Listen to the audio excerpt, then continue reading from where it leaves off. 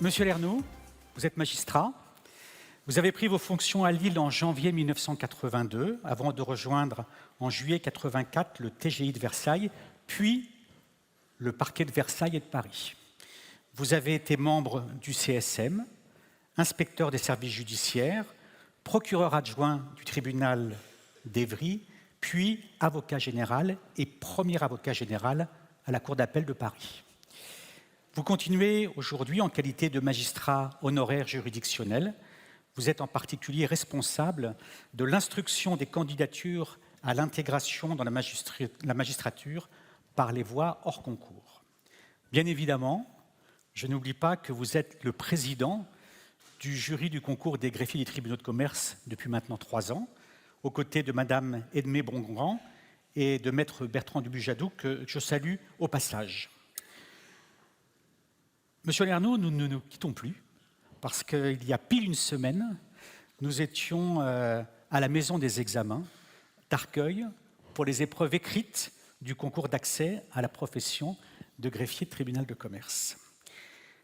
Cette présidence du jury du concours a permis, je vous cite, de faire la connaissance de professionnels dynamiques, sympathiques, cordiaux et compétents, incarnant parfaitement l'idée que vous faites de la justice du XXIe siècle.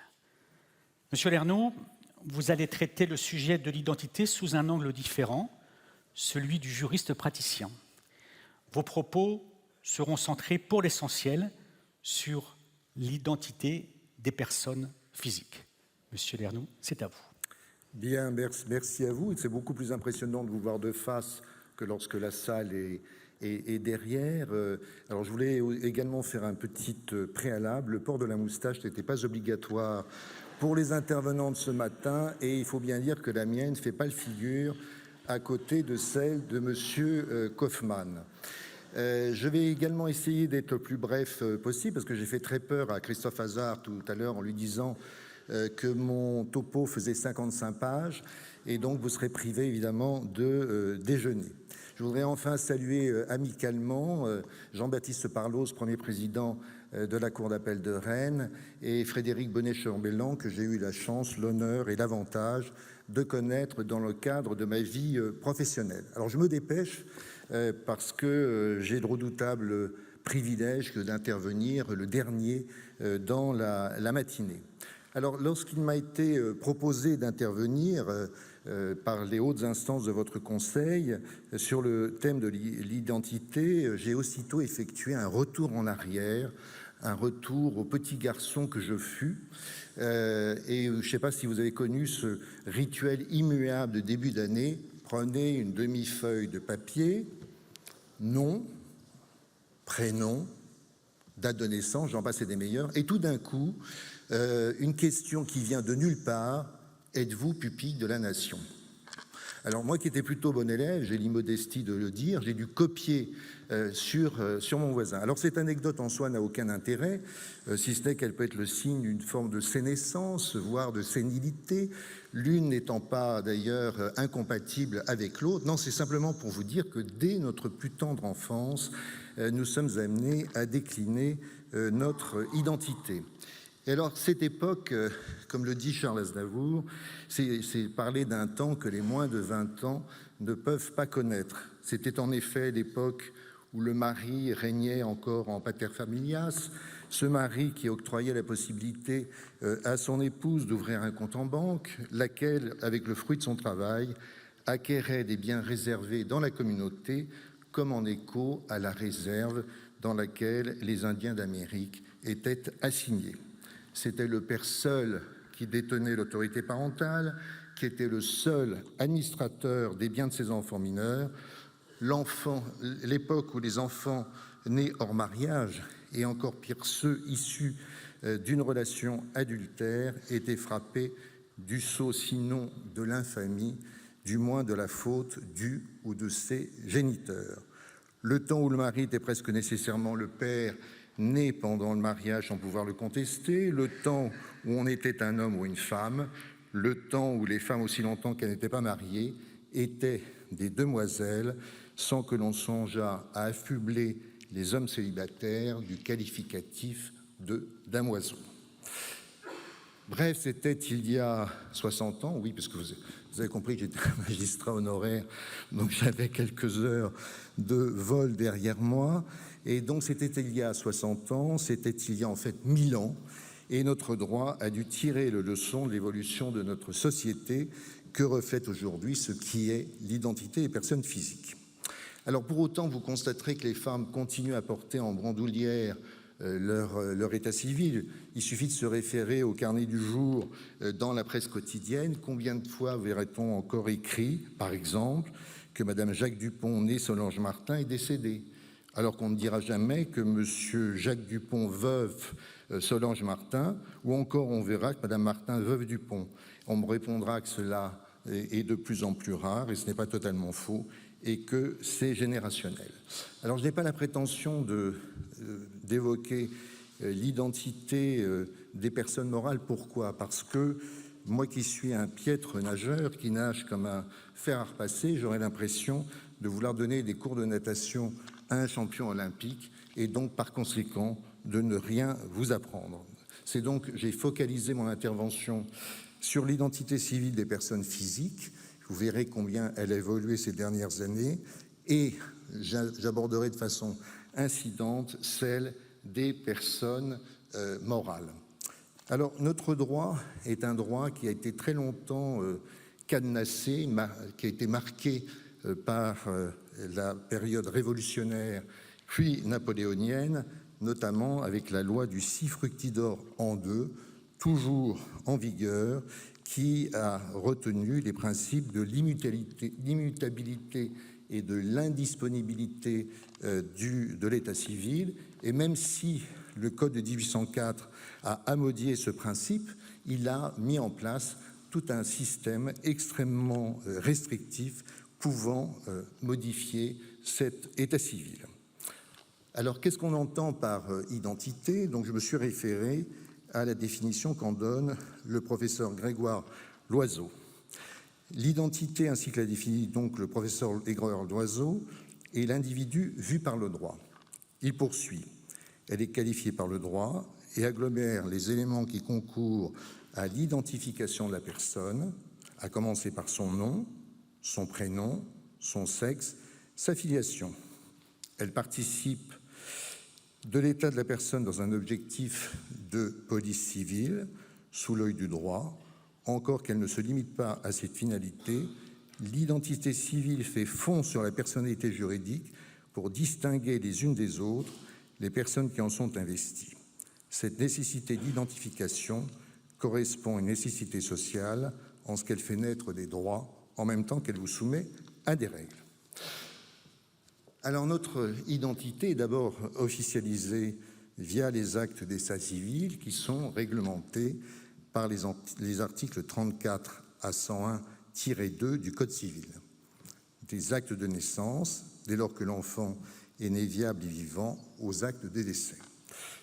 Alors, le législateur a dû répondre à une demande de la part des parents dont l'enfant était mort-né, puisqu'en fait c'était la double peine, la peine de perdre un enfant et le fait qu'on se voit refuser de pouvoir donner un état civil à cet enfant. Donc je n'entre pas dans les détails, mais le législateur a prévu une procédure particulière pour qu'on puisse déclarer un enfant sans vie. Mais cet acte ne fait naître aucun droit. L'identité naît en même temps que l'enfant est né vivant et viable, et vous savez que la personnalité juridique peut rétroagir au jour où l'enfant a été conçu, et ce uniquement dans l'intérêt de l'enfant.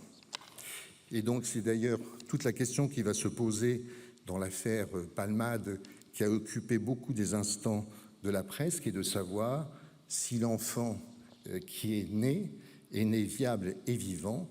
En l'état, il a été mis en examen du chef d'homicide involontaire à raison de l'éventualité de ce que cet enfant serait né viable et vivant.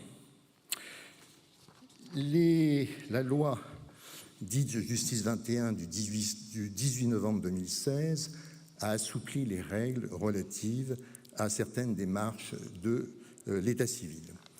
En effet, le procureur de la République était sur tous les terrains, puisqu'il devait procéder aux rectifications matérielles, même les plus vénielles.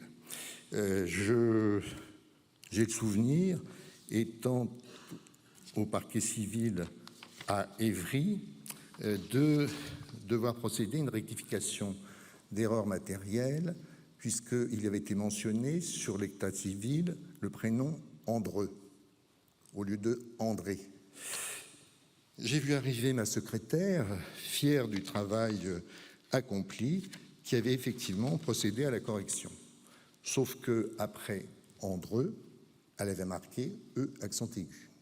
Donc il y a des jours, vous savez, où vous éprouvez une forme d'immense découragement quand vous voyez que l'intendance ne suit pas. Donc dorénavant, les officiers d'état civil peuvent procéder aux rectifications d'erreurs matérielles, et vous pourrez vous référer à l'article 1047 du Code de procédure civile qui énumère tous les cas où l'officier d'état civil peut intervenir. Dans le cas contraire, eh bien, il faut une intervention du procureur de la République et du tribunal pour procéder aux autres modifications.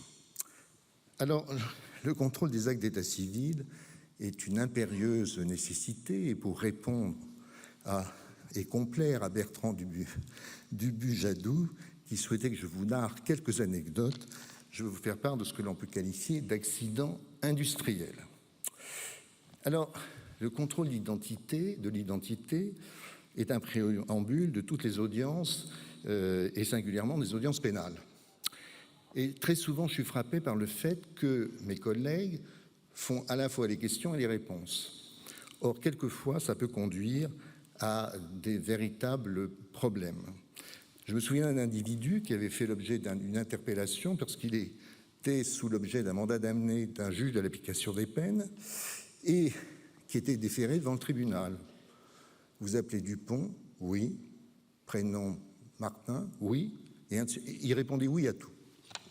Or, quelque temps plus tard, heureusement pas trop longtemps plus tard, 3 jours après, on a dû constater qu'en réalité, ça n'était pas le bon. Et donc, nous l'avons mis en liberté. Alors, c'était il y a 30 ans. À l'époque, on ne disposait pas des moyens techniques dont on bénéficie maintenant, mais c'est vous dire combien c'est important. J'avais également fait diligenter une enquête de moralité qui s'était avérée particulièrement négative pour quelqu'un qui voulait intégrer la magistrature. Or, j'ai pris contact avec lui pour lui dire qu'il ne remplissait pas les conditions de moralité requises pour intégrer la magistrature. Alors, il faut croire que le fonctionnaire de police en charge de la consultation des fichiers de police avait dû se faire sien l'adage bien connu « si ce n'est toi, c'est donc mon frère », car il avait en effet interrogé le dossier du frère jumeau de ce candidat, qui se trouvait donc ainsi imputé des infractions qu'il n'avait pas commises, et pour cause. Alors, ce contrôle de l'identité va de pair en matière civile, et singulièrement en droit des personnes, avec celui du contrôle des pièces d'état civil produits dans le cadre, par exemple, d'une procédure de divorce. Là encore, j'ai appartenu à une juridiction qui a divorcé des personnes qui n'étaient pas mariées. Je ne sais pas encore comment ils ont fait, mais quoi qu'il en soit, c'est ce qui s'est passé. De la même façon, dans une autre procédure, alors vous savez, c'est en général le défendeur qui est défaillant. Donc une femme se présente, elle divorce, elle a 4 enfants, sauf que l'un des 4 n'est pas celui de son mari. Personne ne vérifie, et donc le mari est condamné à payer une pension alimentaire pour les 4. Bien évidemment, quand on dit, elle lui dit, il faut payer pour les 4, il lui dit non, le 4e, c'est pas le mien. Qu'à cela ne tienne, elle va déposer plainte pour abandon de famille. Et que croyez-vous qu'il arriva? Il a été condamné pour abandon de famille pour un enfant qui n'était pas le sien. Donc là encore, faisons très attention lorsque nous avons des pièces d'état civil de vérifier précisément ce qu'il en est pour éviter ce genre de problème. Alors là, c'est un cas un petit peu différent. Là aussi, il faut que l'officier d'état civil qui célèbre un mariage fasse preuve d'une particulière vigilance. Alors c'est une femme qui n'accepte pas que son compagnon ait pu la quitter. Et elle avait décidé de lui interdire, au moins pour un moment, de convoler en juste noces, alors qu'elle pensait toujours être la seule élue de son cœur. Alors elle n'a pas recouru au poison pour se débarrasser de son éventuel rival, elle n'a pas davantage recouru au service d'un tueur à gages, non, tout simplement, elle s'est mariée avec l'être aimé. Alors comment a-t-elle fait? Eh bien, elle a recouru à un de ses amis qui s'est fait passer pour l'être aimé en question. Et puis, la rumeur est arrivée aux oreilles de fameux êtres aimés, et on a dû, suivant l'adage bien connu, suivant lequel bien mal acquis ne profite jamais, sauf pour les escrocs professionnels, eh bien le poteau rose fut découvert. Donc les futurs époux, les faux époux plus exactement, furent traduits devant la justice et condamnés pour faux et usage de faux, faux en écriture publique ou authentique et usage, obtention indue de documents administratifs et usage de faux. Alors évidemment, ce n'est pas à l'honneur de notre corps, puisque l'autrice de cette pantalonnade n'était autre qu'une magistrate. Et le Conseil supérieur de la magistrature, dans sa décision, a considéré qu'elle s'était rendue coupable d'une perte totale de repères déontologiques, et il faut bien dire que c'était le moins qu'on l'on pu lui reprocher. Je quitte la sphère des accidents industriels pour que vous ne pensiez pas que l'institution judiciaire, décidément, ne fonctionne pas bien. Et je voulais vous parler également des contrôles d'identité préventifs qui sont pratiqués sur la voie publique. Le Conseil constitutionnel a imposé au procureur de la République de restreindre leur réquisition, puisqu'on est dans le cadre de procédures exorbitantes du droit commun, pour que les réquisitions extrêmement larges qui pouvaient être données ne viennent compromettre la liberté d'aller et de venir. Et puis, calamité des calamités, c'est l'usurpation d'identité. Alors, je ne suis pas sûr que l'institution judiciaire soit forcément toujours très performante. J'ai vu nombre de procédures classées par auteur inconnu. Oui, mais que se passe-t-il après pour la personne dont l'identité a été usurpée? Mais je laisserai le soin à M. Didier Martin, commissaire divisionnaire qui doit intervenir cet après-midi sur les fraudes documentaires, qui vous en parlera plus savamment que je ne saurais le faire. Mais si tant est qu'on puisse faire le parallèle, je voudrais vous narrer une petite anecdote sur le logo. La Cour de cassation imagine de faire un logo. La Cour de cassation, rien de plus simple, c'est non, dit la maison Chanel, c'est Chanel. Et donc la Cour de cassation a été obligée de rétro-pédaler, si je puis dire, et c'est la raison pour laquelle maintenant le logo de la Cour de cassation, c'est C et un C gothique. Alors je n'ai jamais réussi à savoir si c'est un coup de pied de l'âne de les rapports des avocats de la maison Chanel, car force est de constater que faire une confusion entre la maison Chanel et la Cour de cassation relève manifestement de la mauvaise foi. Alors je me dépêche parce que nous sommes pris par le temps. Je voulais vous dire également un mot de la moralité, car à mon sens, la moralité est partie intégrante de l'identité, puisque vous savez que pour un certain nombre de professions, on se réfère au bulletin numéro 2 du casier judiciaire. Mais en réalité, le bulletin numéro 2 du casier judiciaire, c'est souvent un faux-né. Pourquoi? Parce que les inscriptions qui figuraient au bulletin numéro 2 du casier judiciaire, parce que le sursis mis à l'épreuve a été respecté, parce que le sursis simple a été respecté, cela disparaît du bulletin numéro 2 du casier judiciaire. Et très souvent, on nous demande de faire droit à une demande d'inscription au bulletin numéro 2 du casier judiciaire. Mais quand le parquet fait faire une enquête de moralité, il y a des fichiers de police. Et les fichiers de police révèlent des faits que le bulletin numéro 2 ne révèle plus ou n'a jamais relevé, puisque vous avez un certain nombre de personnes qui n'ont jamais fait l'objet de poursuites en tant que telles, qui ont bénéficié de classements sans suite, mais qui pour autant ont des précédents. Et donc c'est la raison pour laquelle je pense que vous êtes confrontés à ce genre de situation, ne serait-ce que dans la gestion du registre du commerce. Alors, après ces prolégomènes, j'en viens au cœur de l'identité, d'abord le nom. En fait, je vous l'ai dit tout à l'heure, la loi du 6 fructidor en 2, si je ne me trompe pas, a cadenassé notre état civil. Et le législateur, en fait, est intervenu récemment à 3 reprises. Loi du 23 décembre 1985, loi du 4 mars 2002 et loi du 2 mars 2022. Alors, je ne vais pas rentrer dans le détail de toutes les lois. La première, en fait, ne touche que l'usage du nom. Vous savez, c'est la possibilité pour les parents, à titre d'usage, de donner à leur enfant, par exemple, la possibilité d'utiliser les 2 noms, mais à titre d'usage. En revanche, la loi du 4 mars 2002 va beaucoup plus loin, puisque le choix qui est fait par les parents figure à l'état civil.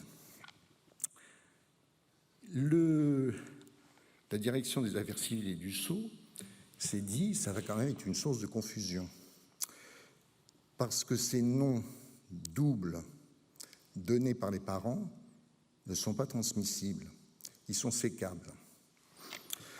Alors, la DACS s'est dit, mais comment va-t-on faire pour identifier des noms doubles transmissibles, des noms doubles sécables?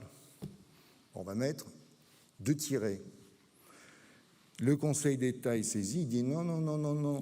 Vous savez comment est le Conseil d'État? Le Conseil d'État dit non. Vous ne pouvez pas imposer à des parents un double tiret entre les noms, alors que ça ne résulte que d'une circulaire. Moyennant quoi, j'allais vous donner la lecture de la circulaire d'application de la loi de 2002, mais ça va être trop long. Il y a tout à parier que, à la 3e génération, on ne saura plus très bien si on a affaire à un nom sécable ou à un nom transmissible. Donc ça va faire la joie des notaires, des généalogistes, des juges, du casier judiciaire, j'en passe, et si je puis dire, et les meilleurs. Alors j'en viens à la loi du 2 mars 2022. Je ne vais pas m'appesantir sur les modifications relatives au nom d'usage, mais sur la possibilité de changer de nom. Alors le Conseil d'État avait ouvert la voie sur la possibilité de changer de nom. Alors quand je dis changer de nom, il faut que ça reste dans la sphère familiale, c'est-à-dire le nom du père, de la mère. Il ne s'agit pas du changement de nom, j'y reviendrai tout à l'heure, qui est beaucoup plus général. Et le Conseil d'État avait déjà accepté qu'on puisse prendre le nom de sa mère au lieu de prendre le nom de son père pour des raisons, j'allais dire, purement affectives. C'était l'hypothèse de personnes qui n'avaient jamais connu leur père ou leur père les avait abandonnés. Ils avaient toujours donc été élevés par leur mère et ils vivaient comme une souffrance le fait de porter le nom de leur père. La loi dont je viens de parler, de 2022, a complètement changé la donne, puisque c'est une procédure qui maintenant est purement administrative, je veux dire en cela qu'elle ne passe pas par le filtre de la chancellerie, elle ne passe plus par le filtre du Conseil d'État. Vous vous rendez chez l'officier d'état civil et vous demandez, même sans avoir à justifier d'un intérêt légitime, que vous ne voulez plus porter le nom qui est le vôtre. Alors cette réforme a déclenché, sinon un raz-de-marée, du moins c'est une déferlante. Pourquoi?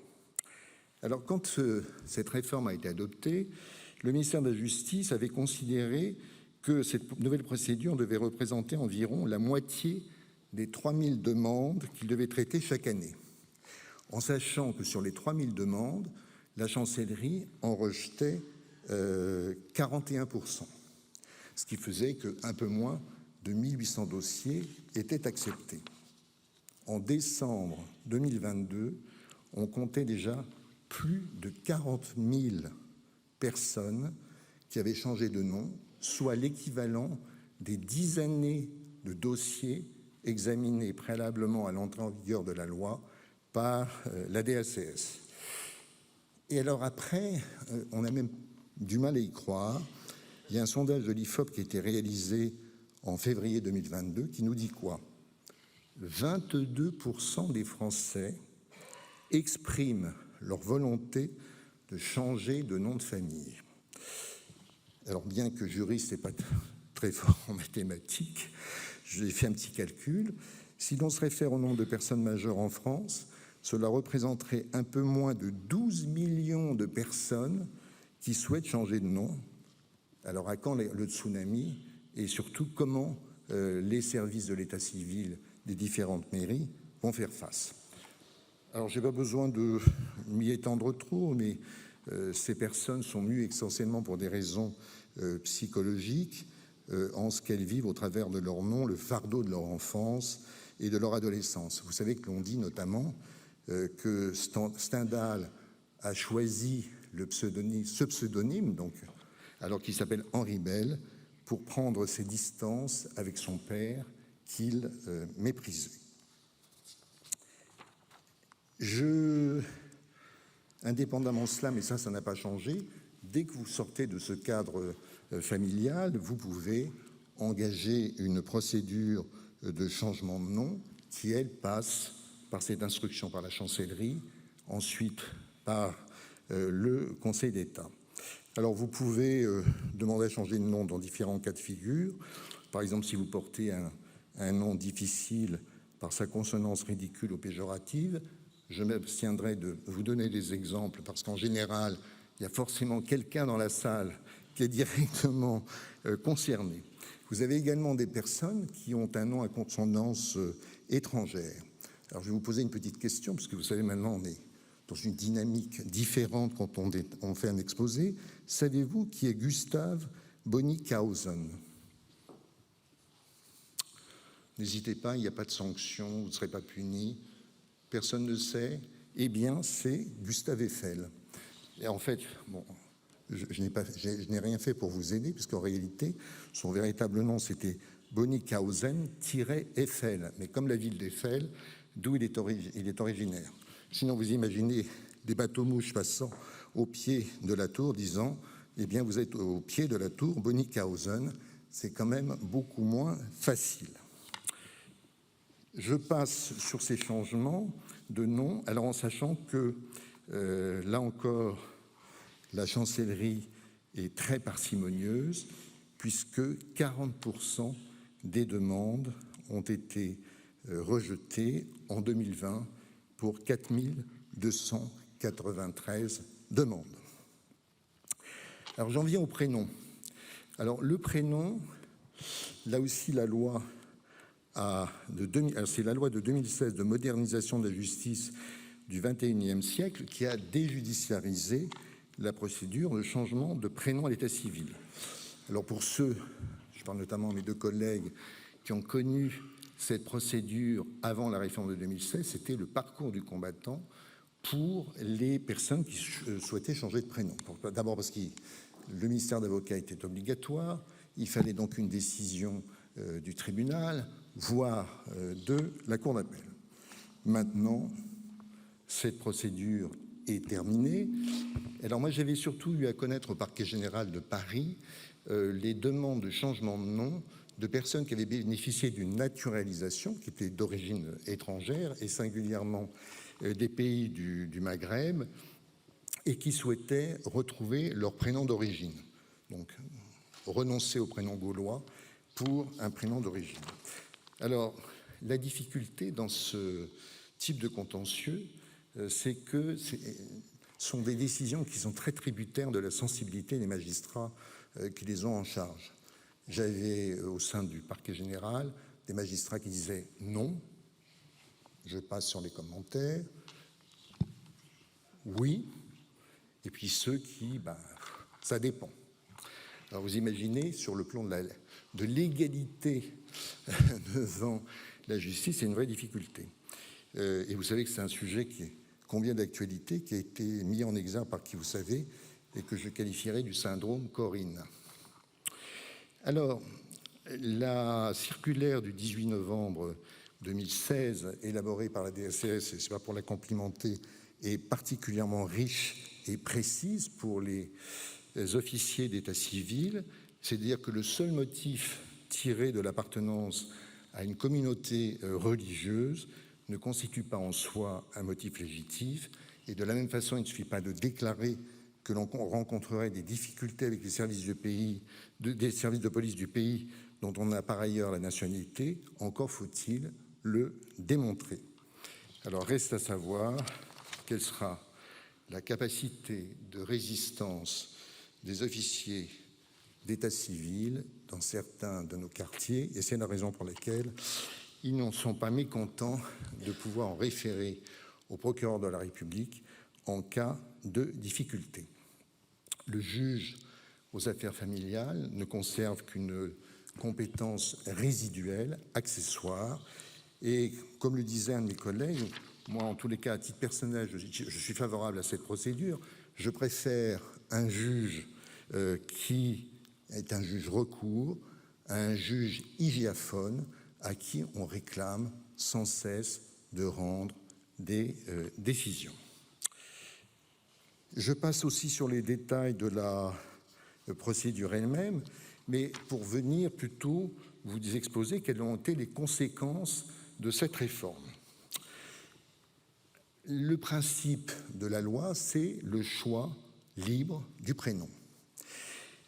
On a dénombré en 2022 35 000 prénoms différents donnés aux 700 000 enfants qui étaient nés cette année-là, soit 20 fois plus de prénoms qu'en 1900, comme le relève Claire Tabarly-Perrin, qui est une grande spécialiste des prénoms et qui vous dit « La créativité des parents est sans limite ». Alors je ne sais pas si vous aviez connu, non parce que la plupart d'entre vous n'étiez pas nés, l'un des premiers à avoir défrayé la chronique, en tout cas, on se souvient, c'est Cacharel. Cacharel voulait appeler sa fille Clafoutis. Je crois qu'Inès de la Fressange était térébenthine. Et donc il y avait eu un accord avec l'officier d'état civil. Non, Clafoutis en premier, c'est pas possible. Alors, Clafoutis, virgule, Marie. Maintenant, a priori, Clafoutis, ça ne devrait pas poser de problème. Alors je me suis dit tout de même, mais qu'est-ce qu'on a vu comme horreur? Et paradoxalement, alors je vous le dis tout de suite, si vous allez sur Internet, vous verrez que circulent des prénoms, mais en fait c'est ce qu'on appelle maintenant des fake news, parce qu'en fait on attribue cette liste de prénoms, alors il y a notamment Nutella, à l'INSEE, mais l'INSEE a dû faire un démenti pour dire non, ça ne correspond strictement à rien. Il n'empêche que ça continuait à circuler. Alors, j'ai quand même trouvé quelques exemples, notamment dans la région de Toulouse. Premier exemple, une petite fille prénommée Whisky. Alors, au départ, il y a eu un petit problème, une hésitation, et finalement, on a autorisé ce prénom parce que l'orthographe n'est pas la même que le whisky. Il n'y a pas de H. Enfin, phonétiquement. Vous avez aussi le prénom Louve, qui a été refusé dans un premier temps, puis accepté. Et évidemment, vous savez, nos amis antillais sont pleins de ressources, et des parents antillais avaient eu des jumeaux. Le premier, Dieu le veut, et le second, Dieu merci. Alors, au début, on leur a dit non, écoutez, il ne faut quand même pas exagérer. Mais en fait, ils ont dit, mais aux Antilles et en Haïti, ce sont des prénoms qui sont donnés tout à fait régulièrement. Et effectivement, moi j'ai connu au service national, parce qu'on n'est déjà plus militaire, 2 garçons qui portaient des prénoms féminins, parce que pour l'un, il était né le jour de la Sainte Suzanne, et l'autre le jour de la Sainte Monique. Et finalement, ça ne perturbait personne. Alors j'ai aussi un de mes collègues qui m'a dit, au moment où l'affaire Cantat défrayait la chronique, après la mort de Marie Trintignant, des parents n'avaient rien trouvé de mieux que de vouloir prénommer leur enfant Cantat. Alors il leur a dit non. Il a proposé Quentin.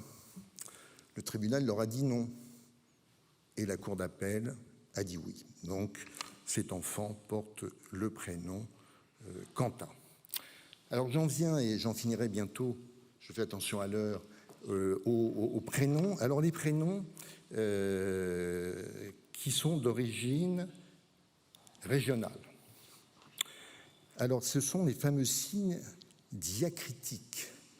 Alors les signes diacritiques acceptés en français, c'est le point, le tréma, la cédille.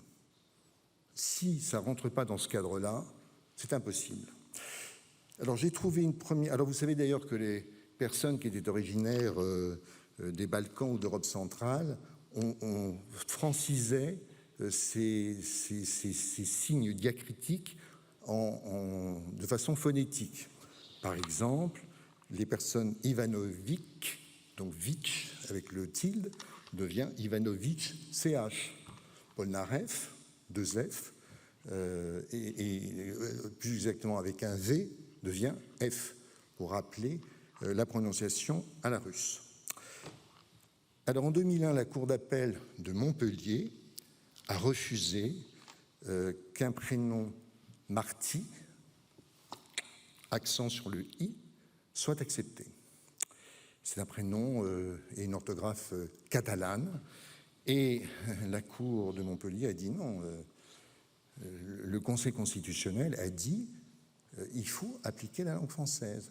La langue française ignore le accent sur le i, donc c'est non.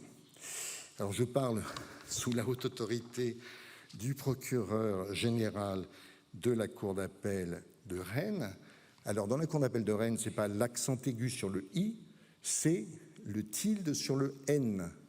Et singulièrement le prénom François. Alors les Bretons vont m'arracher les moustaches, parce que je ne sais pas comment ça se prononce, c'est Funk, ou Funk, je ne sais pas comment on fait.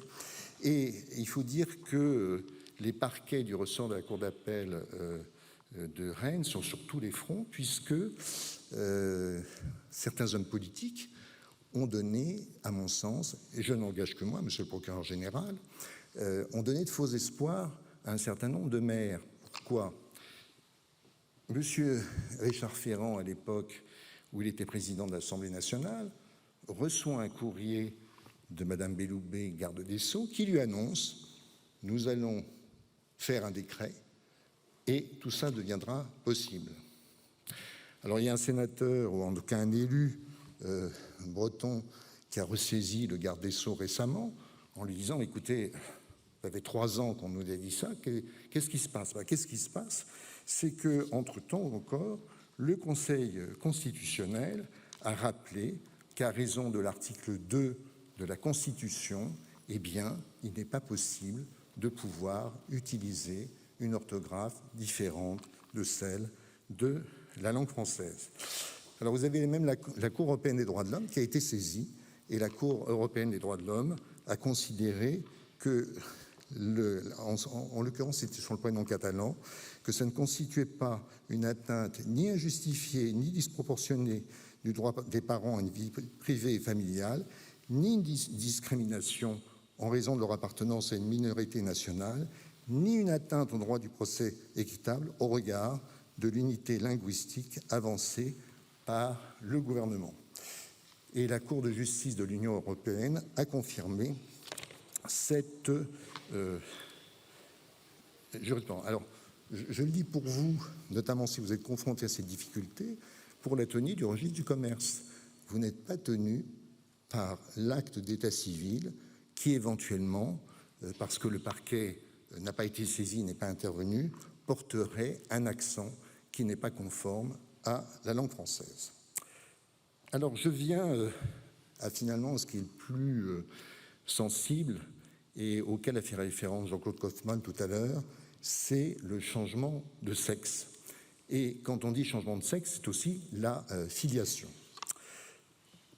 La Cour de cassation, très longtemps, en tout cas dans un arrêt qui n'est pas anodin, parce que c'est un arrêt des chambres plénières, en 1992, a considéré que le préalable à tout changement de sexe imposait que l'on ait recours à une intervention chirurgicale.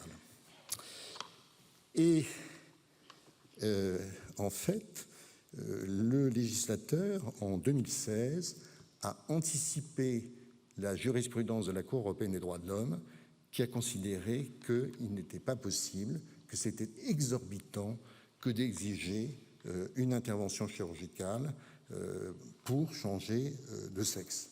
Le problème, c'est que le législateur qui a prévu par la loi du 18 novembre 2016 cette procédure de modification du sexe à l'état civil, démédicalisée sous le contrôle du juge, n'a pas mesuré les conséquences de cette loi. Alors c'est toujours une procédure judiciaire en France. Vous avez des pays, étonnamment comme le Mexique, où c'est purement déclaratif. Vous allez devant l'officier d'état civil et vous venez changer de sexe. L'Espagne également a renoncé à une procédure judiciaire pour que l'on puisse changer de sexe. Alors évidemment, dans ces cas-là, c'est au magistrat d'assurer, si je puis dire, le service après-vente, puisque le législateur n'a pas légiféré pour nous dire ce que nous devions faire. Parce que les Allemands, dans leur code civil, disent expressis verbis que le changement de sexe ne doit pas avoir d'incidence pour l'enfant qui est né, ne serait-ce que pour qu'on sache si on doit engager une procédure en contestation de paternité ou une procédure en contestation de maternité. Alors, nous, au Parquet général de Paris, nous avons été confrontés très vite à cette situation. C'est une femme qui devient un homme, qui se marie avec un homme. Cette femme qui est devenue un homme est enceinte, elle accouche. Est-ce que c'est la mère ou est-ce que c'est le père? Alors, tempête sous un crâne entre le procureur de la République de Bobigny et moi-même, et peut-être trop vite, nous disons, ben non, dès lors qu'on a accepté le changement de sexe de cette femme qui est devenue un homme, il faut qu'on soit en harmonie avec cette décision. On ne mettra ni père ni mère sur l'acte d'état civil. Alors, il y a eu une affaire à de multiples... Alors, il faut coupler la loi de 2016 avec celle du 23 avril 2013 qui autorise le mariage et l'adoption aux couples de même sexe, qui elle-même a entraîné des conséquences juridiquement complexes. Alors, à titre documentaire, le nombre de mariages chaque année entre personnes de même sexe est de 7000 par an et ne représente que 3% de la totalité des mariages célébrés chaque année en France. Et depuis 2019, on compte davantage de mariages entre femmes que de mariages entre hommes. Alors, nous sommes devant la cour d'appel de Montpellier. Vous avez monsieur et madame Dupont qui sont mariés, qui ont 2 enfants. Monsieur Dupont, après avoir eu 2 enfants, se sent plus femme qu'homme. Et il obtient un changement de sexe. Il obtient un changement de sexe, donc nous avons affaire à 2 femmes mariées ensemble qui donnent naissance à un enfant. Ils viennent devant le officier d'état civil en leur disant « Vous devez mettre mère et mère ». L'officier d'état civil dit « C'est pas possible. Celle qui est la mère, c'est celle qui accouche. Donc, non, je ne peux pas faire ça. » Ils vont devant le tribunal qui leur dit « Non ».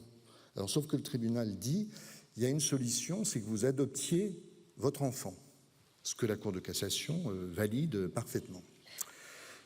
Quoi qu'il en soit, ça ne satisfait pas ce couple, donc ils vont dans la Cour d'appel de Montpellier. Et la Cour d'appel de Montpellier essaye de trouver une solution transactionnelle. Et elle dit, bon, alors on va dire qu'il y a la mère, et l'autre, on va dire que c'est le parent biologique.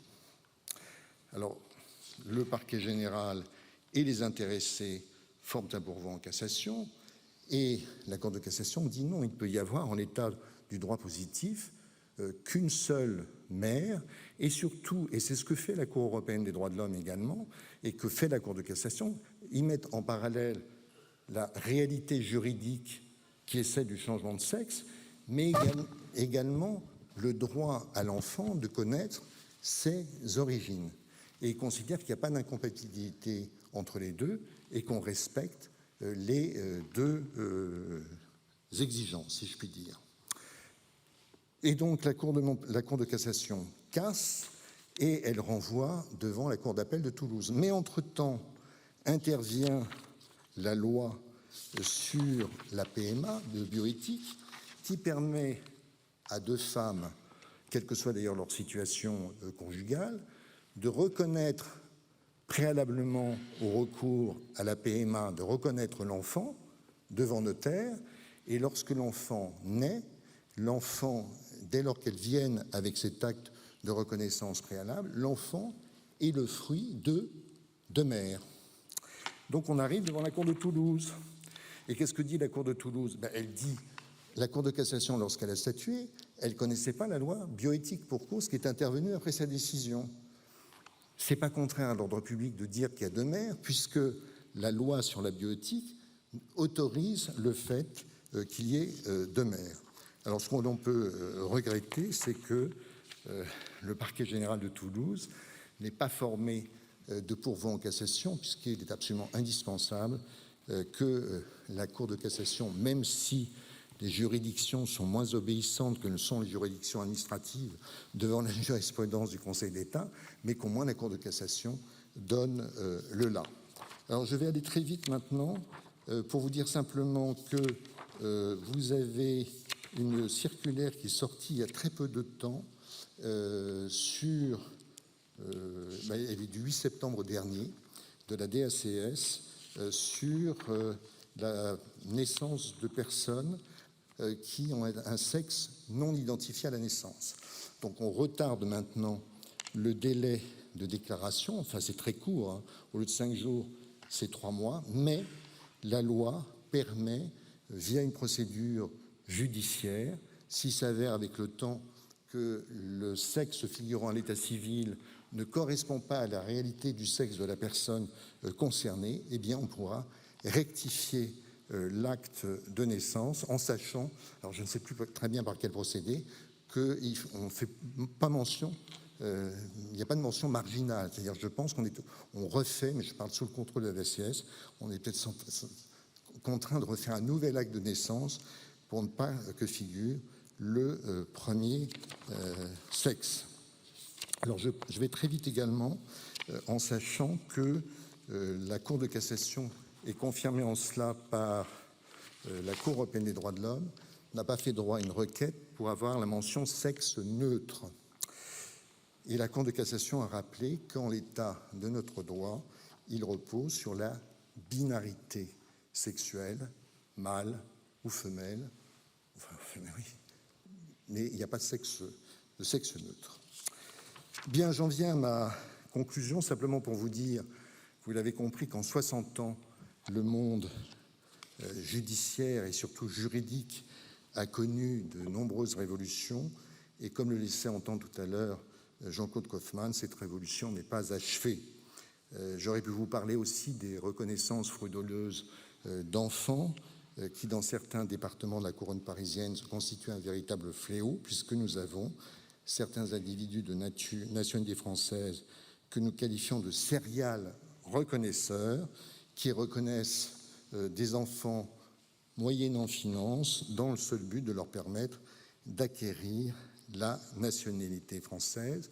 C'est ainsi que nous avons connu un individu qui avait reconnu plus de 50 enfants. Et quant à présent, les gardes des Sceaux successifs se refusent à la mise en place de ce qui est demandé par les parquets d'un fichier national des reconnaissances au motif que l'on pourrait considérer que cela porte atteinte à certaines minorités. En fait, il ne s'agit pas de faire un fichier de reconnaissance ciblé sur l'origine des personnes, mais tout simplement pour éviter ce genre de phénomène. Je n'ai pas abordé non plus la GPA, sinon vous auriez été privé de déjeuner. Mais pour combien de temps la GPA va être interdite en France? Bien malin qui pourra le dire. Et vous savez qu'à l'heure actuelle, comme on l'a connu avec l'interruption de grossesse, où les femmes allaient subir une interruption de grossesse à l'étranger, idem pour la PMA, idem pour le PACS, idem pour le mariage pour tous. Combien de temps la France va-t-elle résister alors qu'au quotidien, les juridictions doivent statuer sur notamment des demandes d'exéquatur de jugements rendus, et singulièrement au Québec et en Californie, pour pouvoir faire transcrire sur nos actes d'état civil ces enfants. Ce que je regrette, c'est qu'au quotidien, les juges et les parquets se voient assigner un rôle qui devrait être celui du législateur. Et cette situation n'est pas sans danger, tant l'aléa judiciaire en ce domaine, et tout particulièrement dans ce domaine, peut être une source de confusion et d'inégalité. Il appartient aux parquets de jouer pleinement leur rôle de vigie chaque fois que cela est nécessaire, ne serait-ce qu'en sorte, comme je l'ai dit tout à l'heure, que la Cour de cassation puisse pleinement jouer son rôle d'unificatrice de la jurisprudence. C'est en tout cas le vœu que très modestement je forme. Voilà, je vous remercie de votre attention. Alors j'ai vu, merci, là aussi les Bretons vont peut-être m'assassiner, j'ai cru voir qu'on disait trug ou trug, au moins chez les jeunes. Voilà, je vous remercie.